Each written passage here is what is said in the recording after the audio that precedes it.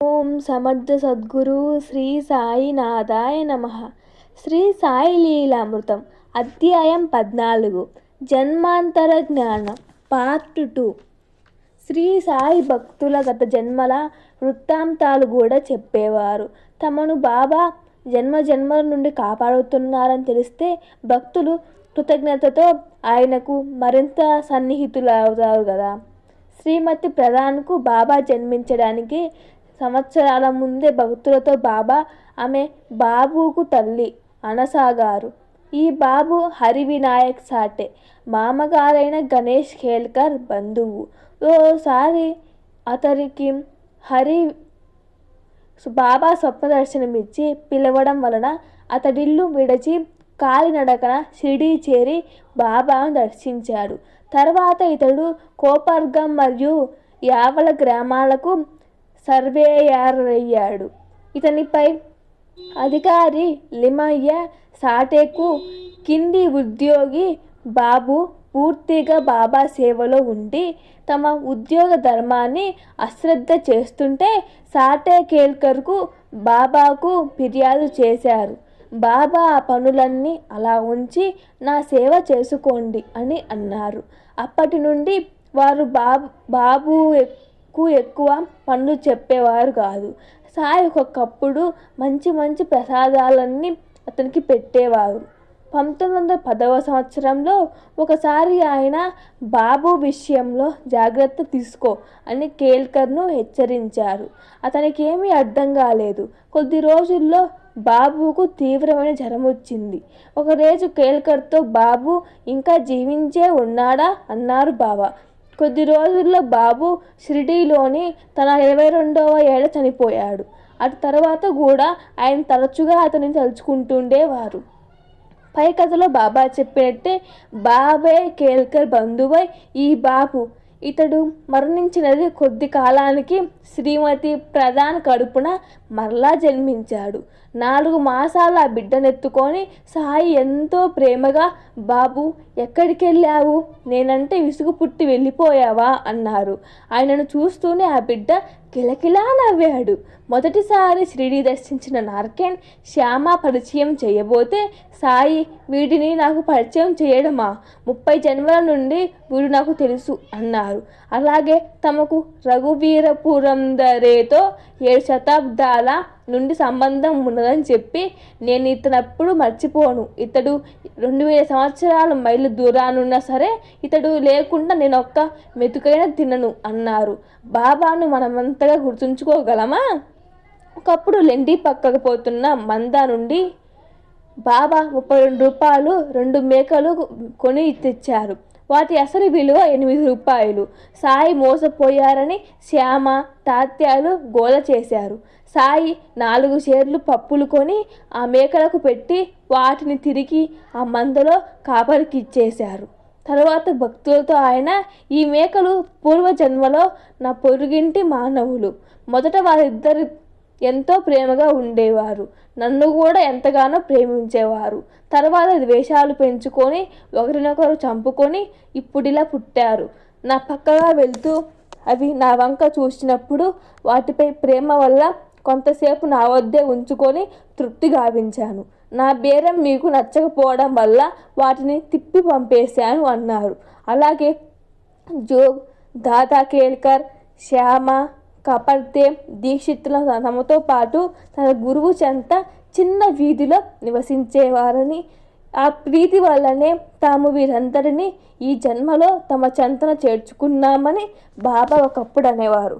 ఒకరోజు భక్తులందరూ నైవేద్యం ఇచ్చినా బాబా వాటిని తాకలేదు.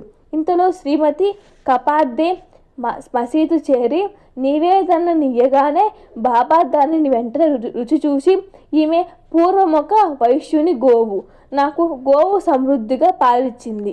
తర్వాత ఆమె ఒక తోటమాలి కూతురుగా జన్మించింది. ఆమెను ఒక క్షత్రియుడు పెంచాడు. ఆమె ఒక వైశ్యుని వివాహమాడింది. ఆ తర్వాత బ్రాహ్మణ కులంలో జన్మించింది. ఎన్ని జన్మల తర్వాత మళ్ళీ ఇప్పుడు నేను చూస్తున్నాను. ఆమెకు నా పై గల ప్రేమ వల్ల ఆమె సమర్పించే ఆహారం నాకెంతో ప్రీతి అన్నారు. కళ్యాణ్ నివాసి టిఏ కార్నిక్తో నిన్ను 2000 సంవత్సరాల నుండి ఎరుగుదును. నీవెప్పుడు పేడబుద్ధి కోతియుక్తుల కలవాడువు అన్నారు. దుష్ట సంస్కారాలు పోవడం ఎంతో కష్టము. యశ్వంతరావు గురించి వీరు పూర్వజన్మ పవిత్రమైన నడవడి గలవాడు. అందుకే ఇప్పుడు తల్లి గర్భాన జన్మింపజేశాను. ఇప్పటికీ ఇతనిలో మంచి గుణాలున్నాయి అన్నారు.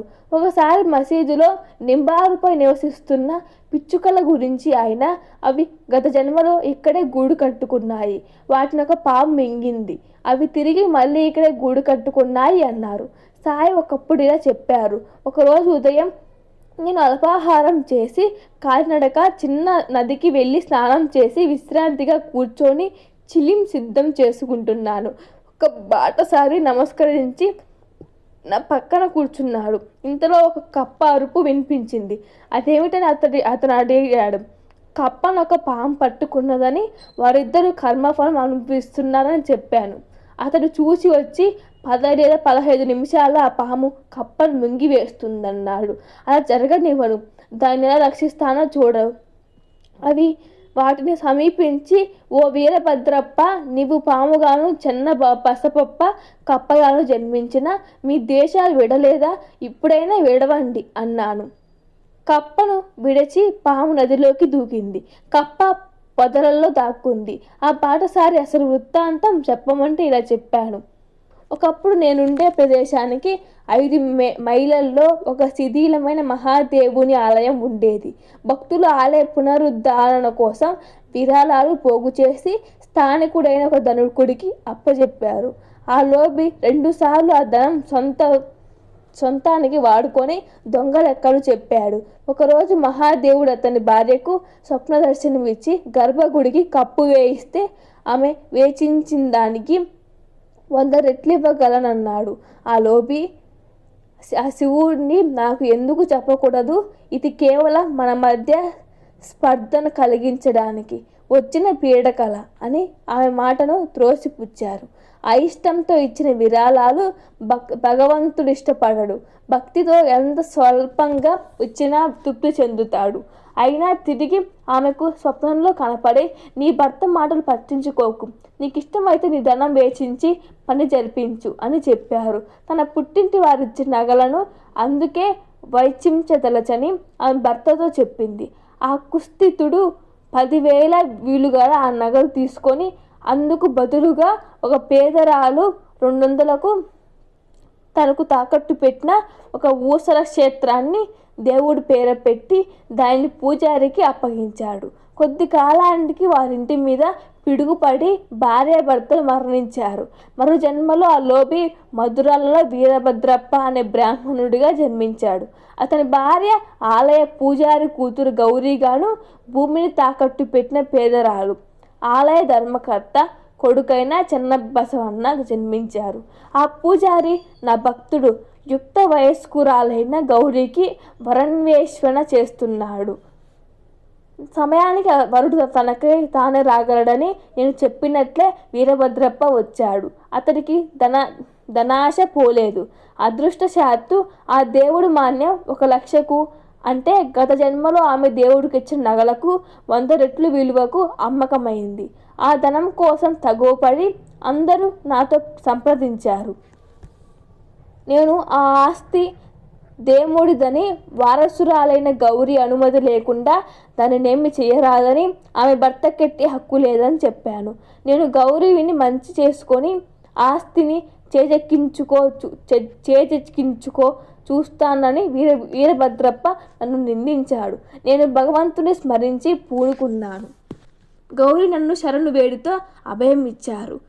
రాత్రి మహాదేవుడు ఆమెకు స్వప్నంలో కనిపించి, ఆ ధనమంతా నీది, ఎవరికి ఇవ్వద్దు, అందులో కొంత చెప్ప బసవన చెప్పినట్లు ఆలయానికి వెచ్చించు, మిగిలింది వెచ్చించాలనుకుంటే మసీదులో బాబాతో సంప్రదించు అని చెప్పారు. ఆమె నన్ను అడిగినప్పుడల్లా అసలు మొత్తాన్ని ఆమె నుంచుకోమని, వడ్డీలో సగం చెన్న బసవన్నకిమ్మని, అందులో వీరభద్రప్పకెట్టి ప్రసక్తి లేదని చెప్పాను. ఇంతలో వీరభద్రప్ప చెన్న బసవప్పను చంపుతానని బెదిరించాడు. అతడు భయపడి నన్ను శరణు వేడాడు. కొంతకాలానికి వారిద్దరు మరణించి వీరభద్రప్ప పాముగాను, చెన్నబసవప్ప కప్పగా జన్మించారు. అప్పుడు చెన్నబసవప్పకి ఇచ్చిన వాగ్దానమే నేను ఇప్పుడు పాలించాను. భగవంతుడు తన భక్తుడైన ఇతనిని కాపాడటానికే నన్నిక్కడకు పంపాడు. ఈ వృత్తాంతం ఒక గొప్ప సూక్ష్మాన్ని తెలుపుతుంది. మానవుడు చేసిన కర్మలే కాదు, భావాలు కూడా మరు జన్మలకు కారణమవుతాయి.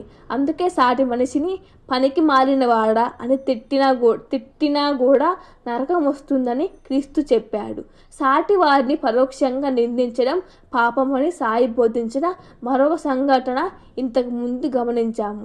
అందుకే మానవుడు సాత్విక భావాలు నడుచుకోవాలని, అసుర భావాలను తొలగించుకోవాలని ఆధ్యాత్మిక జీవులంతటికి పునాదిగా చెప్పింది భగవద్గీత. ఇంతటితో శ్రీ సాయి లీలామృతం అధ్యాయం 14 పూర్తిగా ముగిసింది. చిన్న చిన్న తప్పులుంటే క్షమించండి. Thank you for watching. Please subscribe and like.